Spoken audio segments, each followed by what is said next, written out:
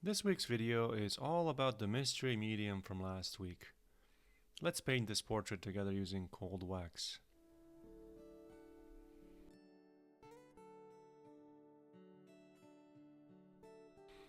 Welcome back to another video.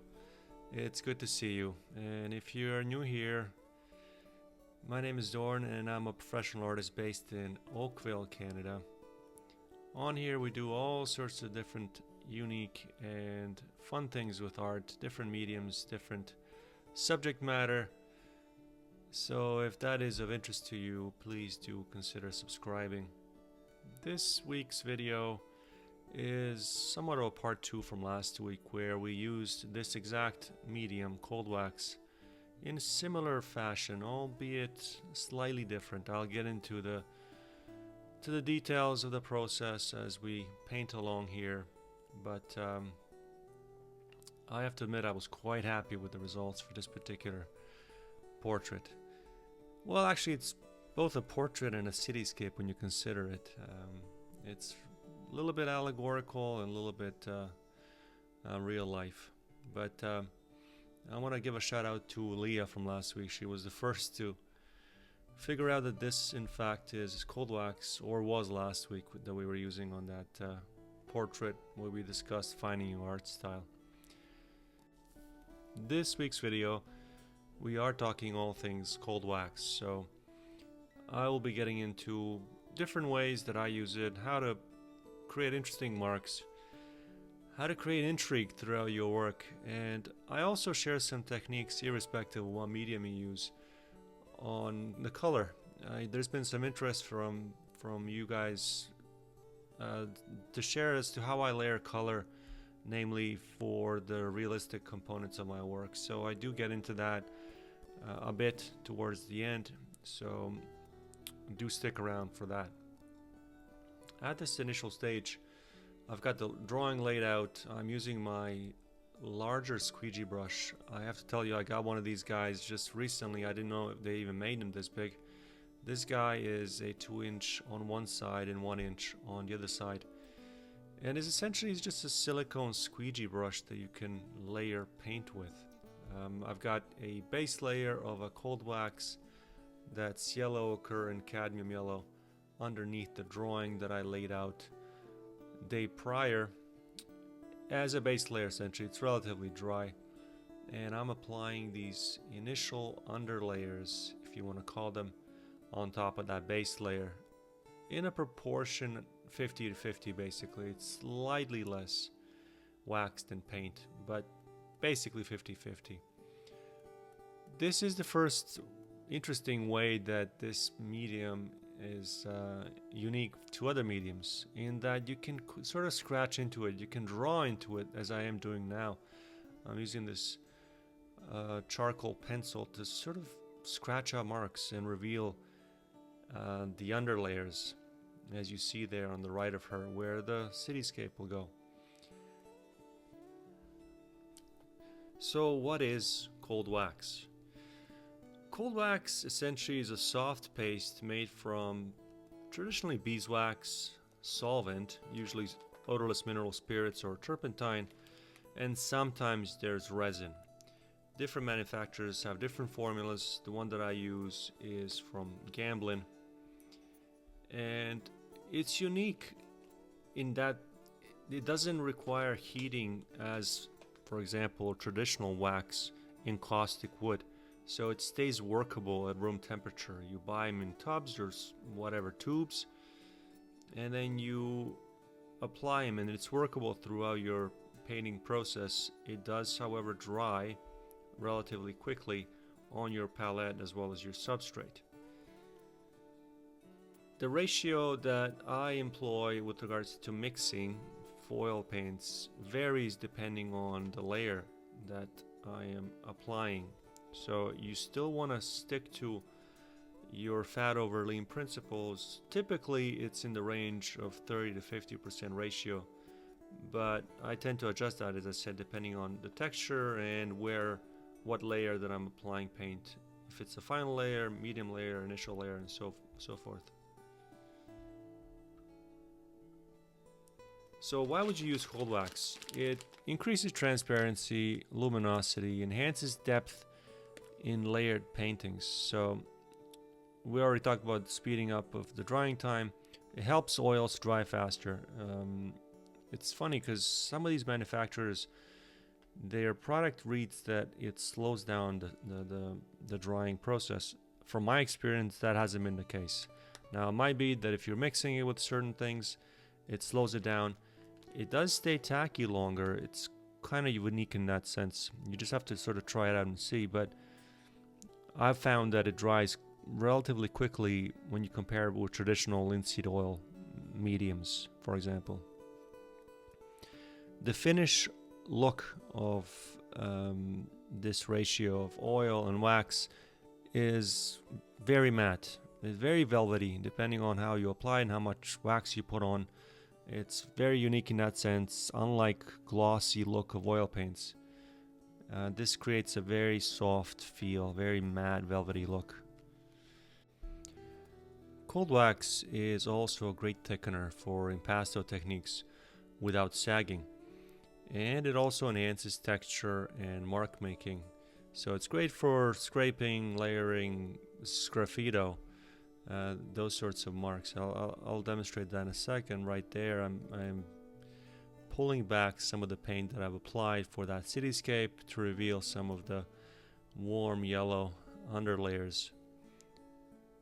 This practice of scratching is sometimes intuitive. A lot of it is also drawing. So I've got a reference photo, I'm squinting at it. I want that background to be relatively abstract, as her face, her turning head as she's crossing a street is the focal point. So I'm squinting at the reference photo as I want the background to read relatively abstract. It has interest. I will be adding layers of interest to that section. But her face, which I am showing up close, will be the focal point.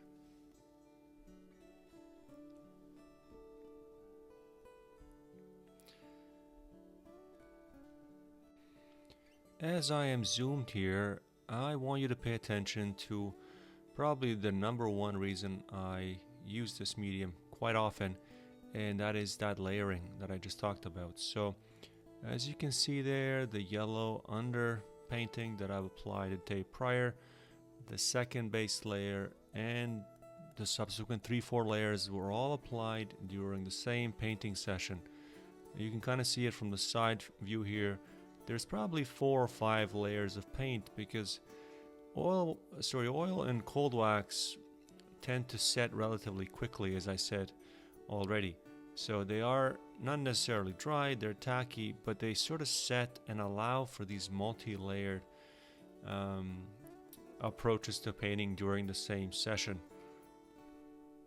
The outcome can be quite luminous depending on what paints you apply over what paints. Some colors are more transparent than the other ones, and as you can see there, I'm applying a more opaque top coat that's going to go in the background over some of the lower layers. But the effect can be quite luminous, and it can only be achieved through this layering process. It's really, really difficult, if not impossible, to do with just one layer.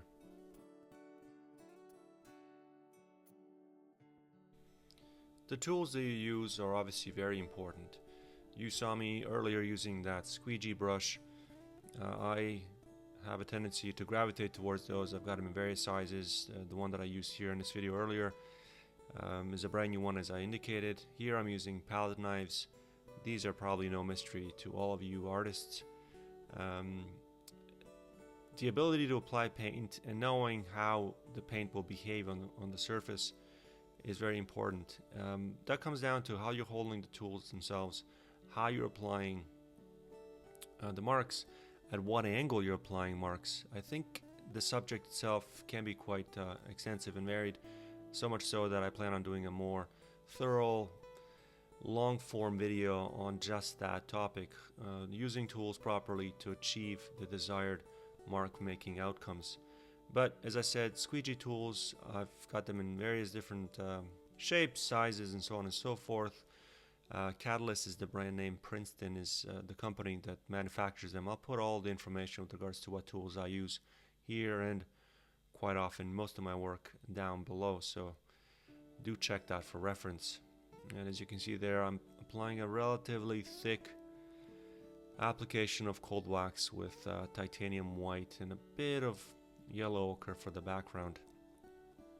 Beyond knives and squeegee brushes, brayers is something that I use also quite often. I didn't use it for this particular demo, but I have quite extensively on this channel covered brayer use. Sgraffito is a method that I mentioned earlier, and it's a process where you're scraping through layers to reveal underneath colors.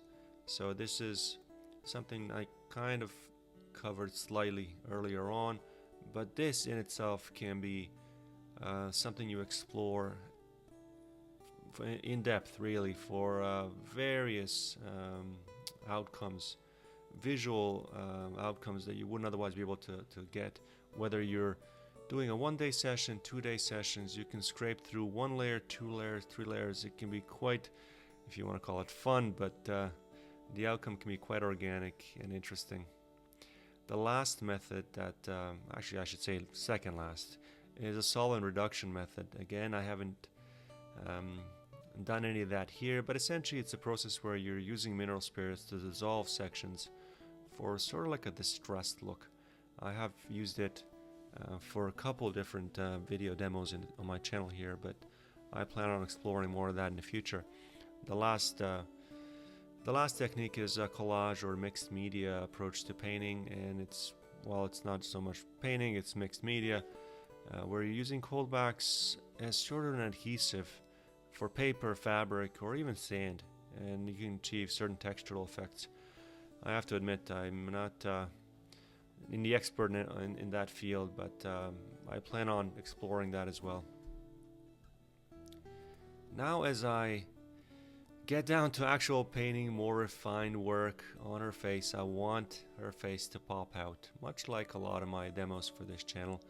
Her face, her fleeting look across her shoulder is the focal point for this particular painting, and I want it to be more refined. I've used knives, I've used squeegees, now I am using a brush. So you do not have to be limited. If you don't want to be using the tools that I mentioned, you can certainly use brushes when working with cold wax. You may want to adjust the ratio of cold wax to paint, as I will be doing now for her face when I get down to actual painting or refining her face. The ratio of the cold wax goes down simply because I want to have the paint flow more easily and not be as tacky so quickly. So it might be, you can explore on your own, but you might go down to, let's say, 10 to 20% cold wax to paint ratio. For this initial drawing, I'm reinforcing the drawing. I'm using basically dry brush techniques to sort of scumble or pull the brush across her face. Again, every mark that I make is almost never defined by the drawing. It extends beyond that. I want that distressed sort of organic, flowy look. So even with this drawing process, the marks are reinforcing the drawing, but as you can see there I'm holding it in a certain manner and I'm dragging the brush across to indicate sort of form of her face. Now the application of paint that I talked about earlier is being done with that small squeegee silicone brush. Initially this video was supposed to be a short form video, relatively short in my view. It's supposed to be less than, let's say, 15 minutes, but there's been some questions on the application of paint with regards to the realistic component of the painting and how I approach it. The truth be told, this face took quite a while to complete. I am including about 5 minutes of that sped up sort of woodpeckery, if you want to call it, application process with these dabs or color notes, as I call them, on her face. But my approach to color and particularly now for the face here, is based on cold and warm color principles. This is how I have the color arranged on my palette.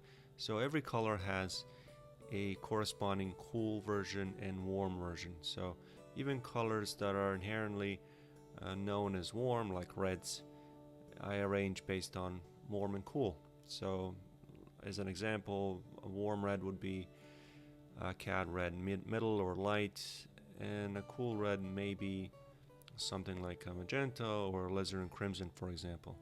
So depending on how you have the light falling on your subject, if it's a cool light, I'll apply colors, cool colors, on the highlights of that particular model's face, of all different sorts, not just blues and greens. It's going to be cool reds, cool yellows, even though they're widely known to be warm.